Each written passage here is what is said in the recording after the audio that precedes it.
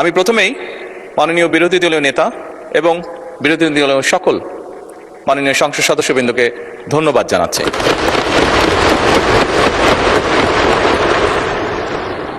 আজকে যে বিষয়টি নিয়ে আমরা এতক্ষণ এখানে আলোচনা করলাম, অবশ্যই যে বিষয়টি একটি গুরুত্বপূর্ণ বিষয় সকলের জন্য, যে বিষয়টি বিরোধী দলীয় নেতা উপস্থাপন করেছেন এখানে।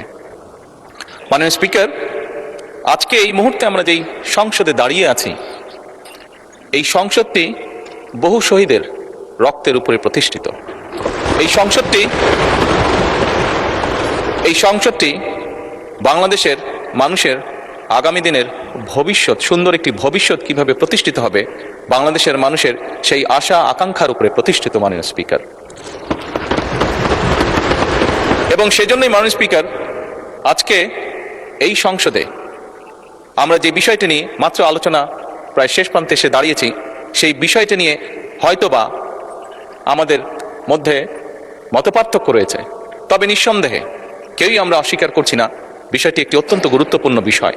এবং এই বিষয়টি শুধু মাননীয় স্পিকার শুধু বাংলাদেশের জন্য নয়, এই মুহূর্তে আমরা যদি বিশ্ব রাজনীতি, বিশ্ব পরিস্থিতি, বিশ্ব বাস্তবতা বিবেচনা করি, সমগ্র বিশ্বের জন্য এটি একটি অত্যন্ত গুরুত্বপূর্ণ বিষয়।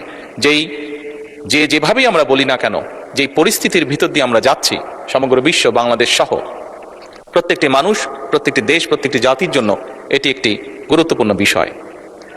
সবচেয়ে ভালো যেই বিষয়টি আজকের আলোচনার, সেটি হচ্ছে, আমি মনে করি একজন রাজনৈতিক কর্মী হিসাবে আমি মনে করি যে আজকের এই সংসদের প্রত্যেকটি সংসদ সদস্য, আজকে এই সংসদে প্রত্যেকটি রাজনৈতিক দল, আমরা মনে হয় একটি জায়গায় উপনীত হয়েছি যে আমাদের আর যা কিছু ব্যাপারে মতপার্থক্য থাকুক না কেন, দেশ এবং দেশের মানুষের স্বার্থ রক্ষার ব্যাপারে আমাদের কোনো মতপার্থক্য নেই।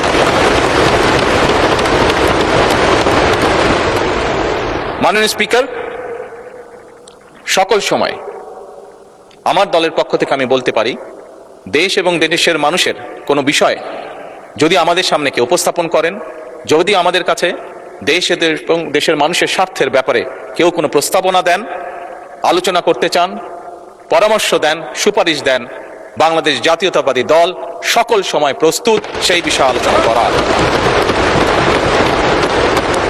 সেটি আমরা যে অবস্থানেই থাকি না কেন, সকল সময় আমরা সেই প্রস্তাব গ্রহণ করতে, সেই প্রস্তাবে আলোচনা করতে আমরা রাজি আছি। বিরোধী দলীয় নেতা একটি প্রস্তাব দিয়েছেন যে আমরা বিরোধী দল, সরকারি দল সকলে মিলে কেন আমরা আলোচনা করতে পারি না। আমি সংসদকে অবহিত করতে চাই সংসদ নেতা হিসাবে যে অবশ্যই আমরা বিরোধী দলকে আমন্ত্রণ জানাবো, আমাদের অবস্থান থেকে আমরা বসবো, আমরা আলোচনা করব, আমরা ওনাদের প্রস্তাব দেখব।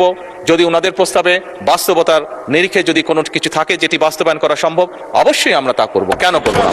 কারণ আমরা যে অবস্থানেই, যে এই ফ্লোরে যেদিকেই বসি না কেন, বাংলাদেশের মানুষ আমাদেরকে এখানে পাঠিয়েছে তাদের স্বার্থ দেখার জন্য। কাজে বাংলাদেশের মানুষের স্বার্থ, যে আলোচনা করলে বাংলাদেশের মানুষের স্বার্থ রক্ষা হবে, যে কাজ করলে বাংলাদেশের মানুষের স্বার্থ রক্ষা হবে, ইনশাল্লাহ আমরা অবশ্যই সে কাজ করব। পরিশেষে মাননীয় স্পিকার, আমি আবারও বিরোধী দলীয় নেতা এবং বিরোধী দলীয় সকল সদস্যকে আজকের এই আলোচনায় উপস্থাপন করার জন্য আন্তরিকভাবে ধন্যবাদ জানাতে চাই। এই বলেই মাননীয় স্পিকার, আমি আমার বক্তব্য শেষ করছি। ধন্যবাদ।